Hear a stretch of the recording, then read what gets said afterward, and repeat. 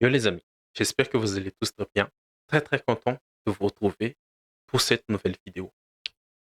La France a aussi réussi son entrée en lice pour 7 euros. Euh, Elle a fait le service minimum face à l'Autriche sur le score de 0-1 avec un but contre son camp de Maximilian Pauper à la 38e minute. Globalement, la France a maîtrisé l'Autriche, notamment en première mi-temps. Et en deuxième mi-temps, ils ont fait le boulot pour conserver ce score. Ils sont même, ils se sont créés quand même des occasions en deuxième mi-temps pour essayer de marquer le deuxième but, un troisième but qui, qui a pu solder définitivement le score et la victoire. La France termine quand même avec 14 tirs, dont 3 cadrés. Mais l'essentiel est là, la victoire est en poche. Les 3 points ont été obtenus. Côté Autriche, je pense que l'Autriche, avec son envie, sa philosophie d'aller presser son adversaire, ils sont un peu précipités. Les choses, ils ont commis quand même 18 fautes. Ils ont reçu 5 cartons jaunes dans la rencontre. Ils sont un peu précipités par rapport à la pression. Ils ont commis beaucoup de fautes et quelquefois des fautes un peu limites de l'extrême. Mais l'Autriche, ils ont aussi la capacité de presser haut comme Ralf Rangnick a fait depuis qu'il a pris cette équipe. Mais ça n'a pas suffi contre cette équipe de France de Didier Deschamps.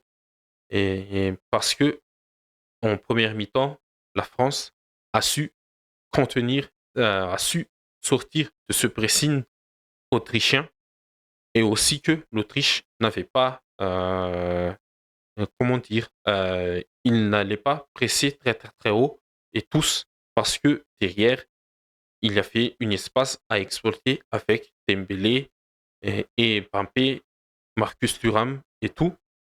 Mais globalement, comme je l'ai dit, la France a maîtrisé son match et cette maîtrise est passée à travers séance de départ. Là, encore une fois, j'ai oublié de mettre Ousmane Dembélé. Cette maîtrise est passée à travers un collectif et aussi quelques individualités qu'on va citer juste après. Mais pour la France, pour l'Autriche, on commence avec l'Autriche. Là, c'est pas Castel, j'ai encore oublié, c'est Pence, le gardien autrichien, le numéro 13.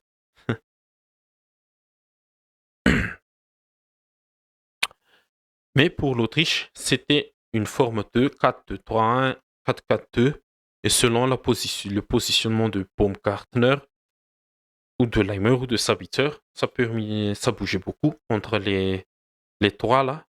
Parce que c'est ça la force de l'Autriche. Mais dans le 11, il y avait Pence dans les buts, Poch, un défenseur central utilisé en tant que latéral droit, Fauber, le seul buteur, Fauber et Tamso, c'était comme Tamso et c'était comme ça, Tamso, l'axe central droit, et Fauber à côté de lui, l'axe central gauche, et Mouinet, le latéral droit. Mouinet qui a plutôt fait un début de match assez bon, mais comme je l'ai dit tout à l'heure, euh, l'Autriche a confondu agressivité et mauvaise agressivité. Et Monet, il s'est un peu retenu parce qu'il a obtenu un carton jaune et Dembélé a pu faire quelques misères après à Monet et Fauper et Tanso aussi. Et au milieu, l'Autriche a eu Grealish et Suefad. Et comme je l'ai dit, comme Baumgartner, Leimer, Sabitzer se permettaient beaucoup. Et Grigorich, en attaque, avait fait aux côtés de l'un des trois, selon la position de ces trois joueurs. Et pour la France, c'est un 4-2-3-1. C'est classique, avec Maignan dans les buts. Maignan, il a sorti quelques pas des arrêts, mais il a fait des sorties décisives. Koundé en latéral droit, Upamecano et Saliba, la charnière centrale, et Théo Hernandez, le latéral gauche. Et au milieu, on a eu Kanté, Rabiot, et sous Mbappé, on a fait Marcus Thuram à gauche, Griezmann et Dembélé.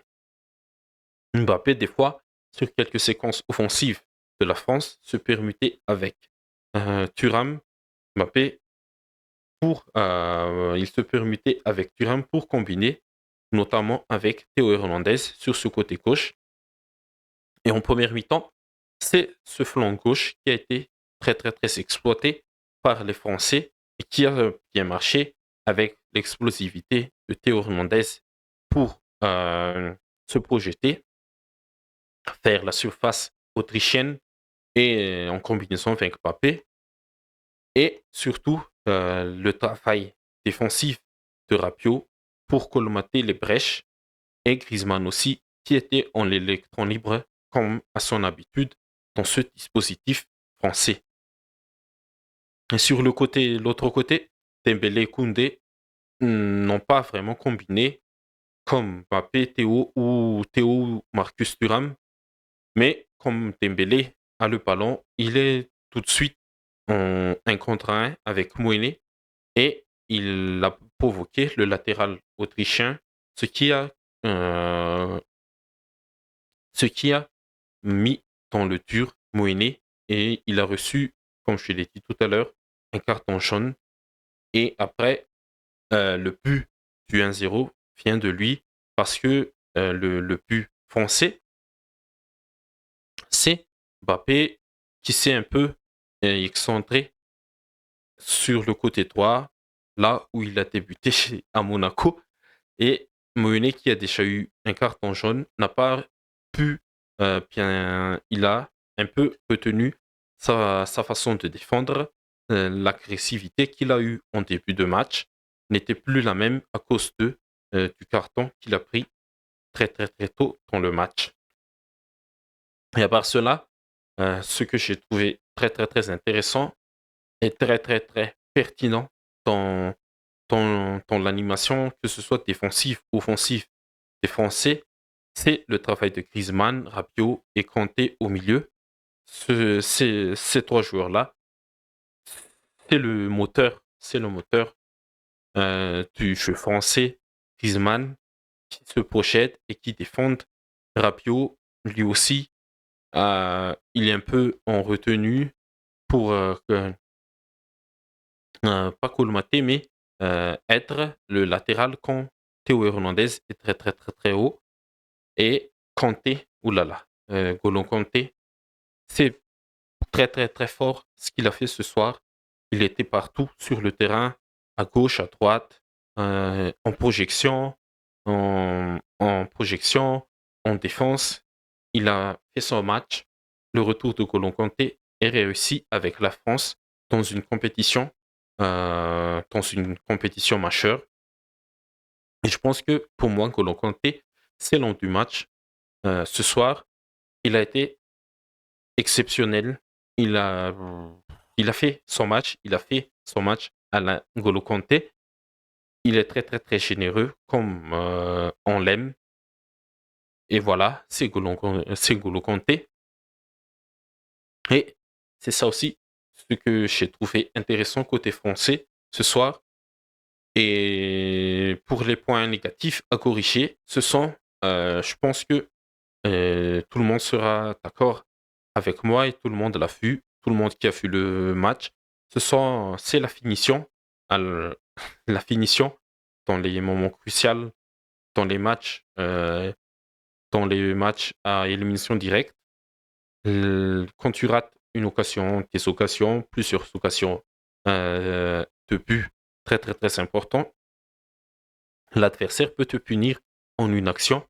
Et la France, avec ses attaquants plus Griezmann, doivent corriger cet aspect-là, la finition, comment bien conclure les actions. Parce que Mbappé, il en a raté beaucoup, beaucoup. Il en a raté pas beaucoup, mais une occasion très, très, très franche, un face à Pence. Et Marcus Thuram, je pense que techniquement, il a été pas au niveau ce soir. Il a raté des passements de chambre, des dribbles, même une frappe enroulée là. C'était pas une frappe enroulée, mais un essai en rugby. Et il doit aussi beaucoup travailler sur sa technique. Et globalement, les attaquants français doivent travailler sur les finitions. Et un point positif pour terminer, ce sont les centrés aussi des joueurs français, Kamavinga, Fofana, même Colomani. Sur la fin de match, il a fait quelques débordements intéressants, mais les centrés se sont bien mis dans la physionomie de la rencontre et ils ont été aussi très très très généreux dans l'effort défensif, surtout en fin de match, pour essayer de garder ce score de 0-1. Du coup, je pense que c'est ce que j'ai à dire pour les Français. En première mi-temps, ils ont été très, très, très intéressants tactiquement et quelques combinaisons intéressantes sur le côté gauche, notamment avec Mbappé et Hernandez. Et je pense qu'il faut un peu plus exploiter le côté de Dembélé aussi et avec Koundé, même si Koundé, dans le dispositif, comme d'habitude, il est un peu en rétention avec Saliba et Upamecano pour former la ligne de 3 en possession de balle. Et Théo est asymétrique à Dembélé. Et Mbappé, Thuram, Griezmann, ils sont comme ça. Griezmann, en tant qu'électron libre, il va beaucoup bouger entre les lignes. Mais Dembélé, Koundé, c'est aussi une option en attaque quand l'opportunité est là. Du coup, la France a gagné ce match et la France est deuxième du groupe, mais a le même nombre de points que le Pays-Bas. Et la France, je pense que c'est Pays-Bas-France, le prochain match là, pour, on va voir, Euro match,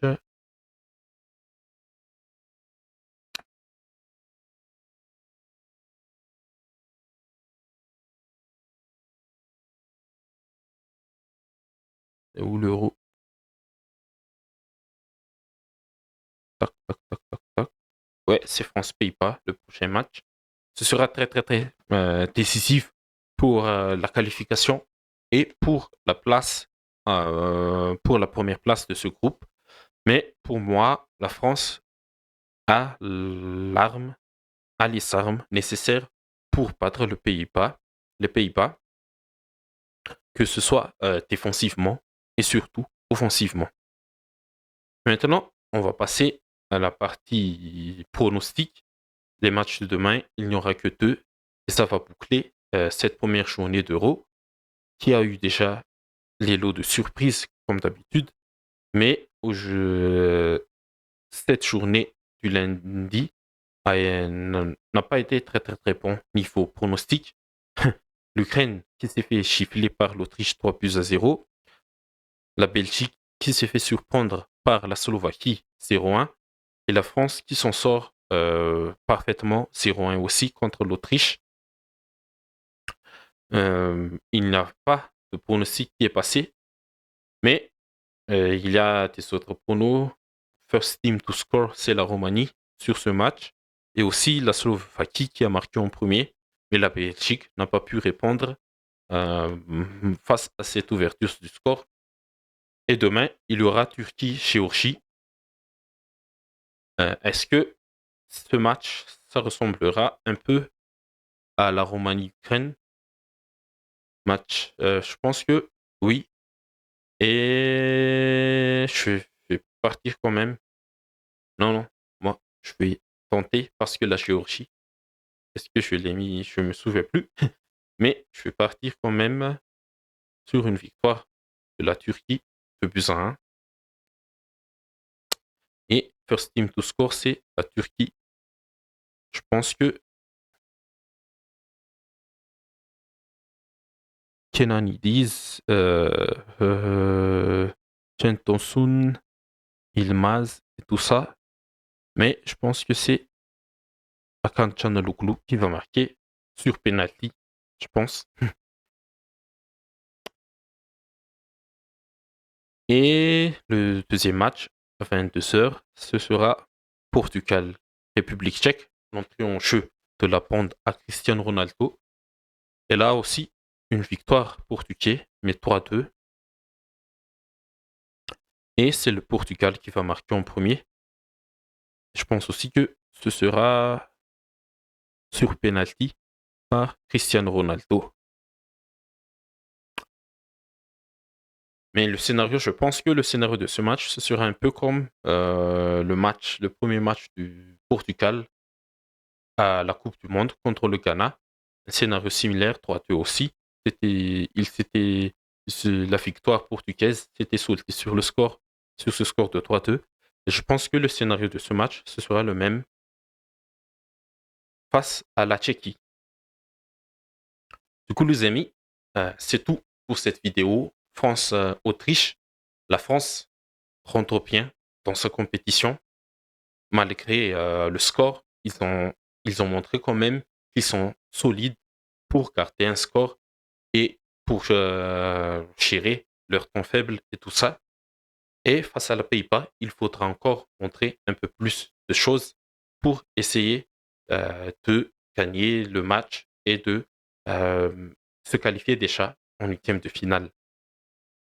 Ok les amis, c'est tout pour la vidéo. Merci toujours, merci à vous pour le soutien. Si vous avez aimé la vidéo, n'hésitez pas à liker, à commenter, partager. N'hésitez pas à disliker si vous ne l'avez pas aimé. Et surtout, n'hésitez pas à vous abonner pour ne pas rater les prochaines vidéos. Merci à vous tous et à la prochaine.